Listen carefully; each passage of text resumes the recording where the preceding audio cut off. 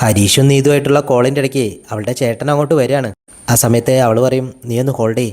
അതും പറഞ്ഞ് അവൾ അവളുടെ ചേട്ടൻ്റെ അടുത്ത് പോയിട്ട് ചോദിക്കും, ഞാനിപ്പോൾ ഹരീഷുമായിട്ട് സംസാരിച്ചുകൊണ്ടിരിക്കുകയായിരുന്നു.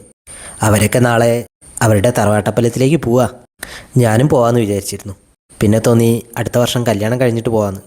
ഇതൊക്കെ കേട്ടിട്ടോ അവനൊന്നും മിണ്ടില്ല. അമ്മ പറയും, നിന്നെ ഭക്ഷണം കഴിപ്പിക്കാതെ എണീപ്പിക്കാനുള്ള പരിപാടി അവൾ, നീ കഴിക്കാൻ നോക്ക്. ഹരീഷ് ചോദിക്കും, നീ എന്തിനാ ഇങ്ങനെയൊക്കെ ചെയ്യുന്നത്? ഞാനിങ്ങനെ എന്തെങ്കിലും പറയുമ്പോൾ അവൻ്റെ മുഖത്തൊരു ദേഷ്യം വരും. അത് കാണുമ്പോൾ എനിക്കൊരു സന്തോഷമാണ്. അത് വെറുതെ മിസ് ചെയ്യണം. രാവിലെ അവരെല്ലാവരും കൂടെ അമ്പലത്തിലേക്ക് പോകാൻ വേണ്ടി റെഡി ആവുകയാണ്. സുധീഷ് വണ്ടിയായിട്ട് വരുമ്പോൾ നിധി സാധനങ്ങളൊക്കെ ആയിട്ട് പുറത്ത് നിൽക്കും. അവർ രണ്ടുപേരും കൂടെ പെട്ടിയൊക്കെ വണ്ടിയിൽ കയറ്റി വെക്കുകയാണ്.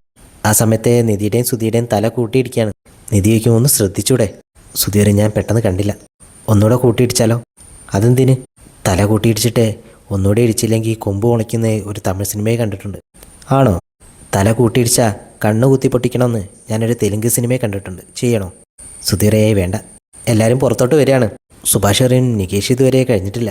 അച്ഛനും ഒരു കവറുമായിട്ട് വരും, എന്നിട്ട് കാറിൽ വയ്ക്കും. കുറച്ച് കഴിയുമ്പോഴേക്കും നികേഷ് ഒരു വലിയ പെട്ടിയായിട്ട് അങ്ങോട്ട് വരും. സുധീഷ് വരും, എടാ ഒരു മാസത്തെ പരിപാടിയല്ല, 2 ദിവസത്തെ പരിപാടിയാണ്. നികേഷ് വരും, വേണമെങ്കിൽ ഇടയ്ക്കിടയ്ക്ക് ഡ്രസ്സ് മാറ്റി മാറ്റി ഇടാലോ. അവർ കാറിൽ കയറാൻ തുടങ്ങുമ്പോഴേക്കും അച്ഛൻ വന്ന് തടയാണ്.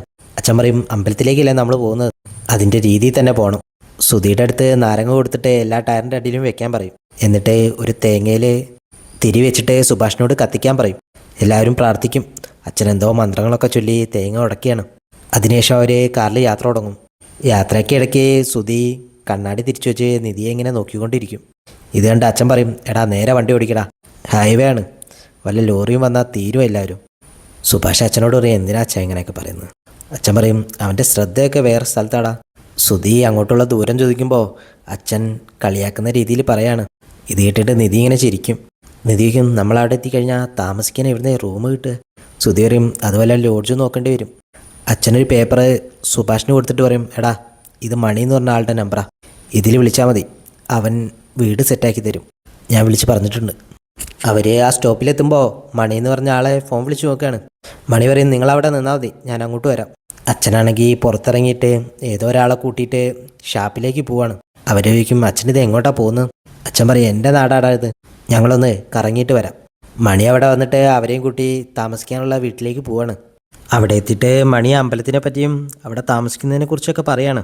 600 വർഷങ്ങളോളം പഴക്കമുള്ള അമ്പലമാണ്. അതുമായിട്ട് ബന്ധപ്പെട്ട കുറേ കുടുംബക്കാരുണ്ട്. എല്ലാവരും പല വഴിക്ക് പിരിഞ്ഞു പോയവരാ. ഈ വീട്ടിൽ തന്നെ ഇപ്പോൾ ഒരു കുടുംബം താമസിക്കുന്നുണ്ട്. അതും തിരുവനന്തപുരത്തു നിന്ന് വന്നവരാ. അതാരായിരിക്കും എന്ന് അവരാലോചിച്ചുകൊണ്ടിരിക്കുമ്പോൾ സുനന്ദ പുറത്തേക്ക് വരികയാണ്. എന്നിട്ട് സുഭാഷ് ഏട്ടാന്ന് വിളിക്കും. തൊട്ട് പിറകെ തന്നെ അമ്മായിയും വരും. അമ്മായി ചോദിക്കും, നിങ്ങളൊക്കെ എന്തിനാണ് ഇപ്പോൾ ഇങ്ങോട്ട് വന്നത്? സുധീഷ് കളിയാക്കി പറയും, ഇത് അമ്മാവന് സ്ത്രീധനം കിട്ടിയൊന്നുമല്ലല്ലോ, കുടുംബക്ഷേത്രമാണ്, ആർക്ക് വേണമെങ്കിലും വരാം. അമ്മായി പറയും, ഞങ്ങളിവിടെ ഉണ്ടെന്ന് അറിഞ്ഞിട്ട് ഇവിടെ കച്ചറ ഉണ്ടാക്കാൻ വന്നതല്ലേ നിങ്ങൾ? ഹരീഷ് പറയും, അതിനാണെങ്കിൽ ഇങ്ങോട്ട് വരണോ? അതിനേക്കാൾ തൊട്ടടുത്തല്ലേ സുനന്ദയുടെ ഹസ്ബൻഡിൻ്റെ വീട്, അങ്ങോട്ട് പോയി കച്ചറ ഉണ്ടാക്കിയാൽ പോരെ?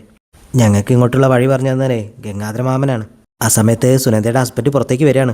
സുഭാഷിനെ കണ്ടവിടെ സുഭാഷ് ഏട്ടാന്ന് പറഞ്ഞ് ഓടി ചെല്ലും. നിങ്ങളെന്താ പുറത്ത് തന്നെ നിൽക്കുന്നത്? അകത്തേക്ക് വാ. അവനും പോയിട്ട് ലഗേജൊക്കെ എടുക്കാൻ സഹായിക്കും. അമ്മ വേഗം ഗംഗാധരനെ വിളിക്കുകയാണ്. എന്നിട്ട് പറയും, ഇവിടെ കുടുംബക്ഷേത്രത്തിൽ സുഭാഷൊക്കെ വന്നിട്ടുണ്ട്, നിങ്ങളാണോ അവനിങ്ങോട്ട് വഴി പറഞ്ഞു കൊടുത്തത്? ഗംഗാധര പറയും, അതെ, സ്വപ്നത്തിൽ സ്വാമി വന്ന് പറഞ്ഞു. അത് കണ്ടപ്പോൾ ഞാൻ ശരിക്കും പേടിച്ചുപോയി. ഇനി അതിൻ്റെ വല്ല ശാപം കിട്ടണ്ടല്ലോ. അമ്മായി പറയും, ഇവിടെ സുനന്ദയൊക്കെ ഉണ്ട്, ഭർത്താവും. അവർ പഴയ കാര്യങ്ങൾ എന്തെങ്കിലും പറഞ്ഞാൽ അത് മതി അവളുടെ ഭർത്താവിന് എന്തെങ്കിലും സംശയം തോന്നാൻ. ഞങ്ങളെല്ലാവരും ഇപ്പോൾ ഒരു വീട്ടിലാണ് താമസിക്കുന്നത്. ഗംഗാധരൻ പറയും, നീ ഒന്ന് സമാധാനിക്ക്, ഒരു പ്രശ്നവും ഉണ്ടാവില്ലെന്ന് വിചാരിക്കാം.